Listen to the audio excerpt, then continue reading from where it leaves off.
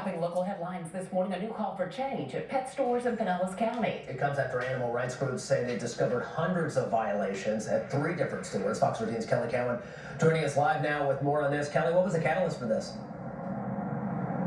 Good morning to you. Yeah, so numerous violations at these stores, hundreds, as you mentioned, at one store in particular, and that store ended up having its license revoked because of these violations, and it eventually shut down. But animal rights advocates say a lot more needs to be done to regulate these puppy stores in Pinellas County.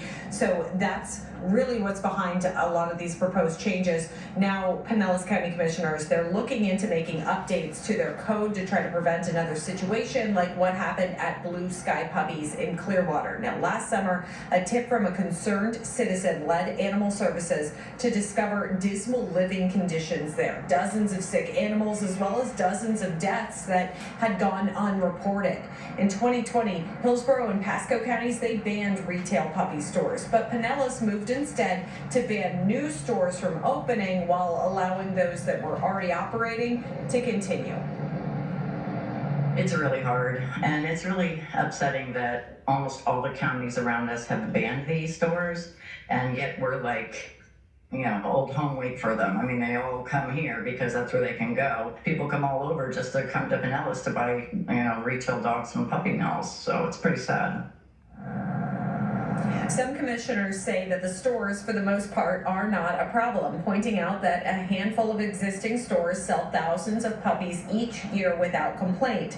They say tighter sanitation, inspection, and record-keeping rules are going to help keep the animals safe while meeting a clear demand. Now, here's a look at some of the new updates that they're considering to the ordinance that regulates pet stores as well as hobby breeders, shelters, and rescue groups. So first up, they would be increasing the number of mandatory inspections from once a year to twice a year. They'd require solid flooring inside of kennels. There'd be new ventilation, sanitation, cleaning, and isolation protocols.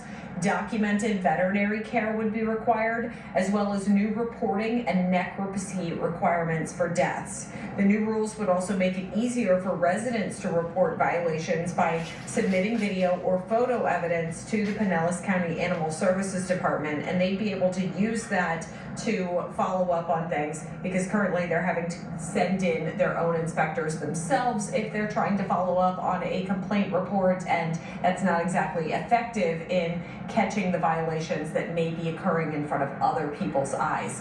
Now, in the meantime, if you live in a county where pet stores are not allowed, but you are aware of other violations that may be going on, if there's anything concerning involving an animal, you should reach out to your Animal Services Department to make your report.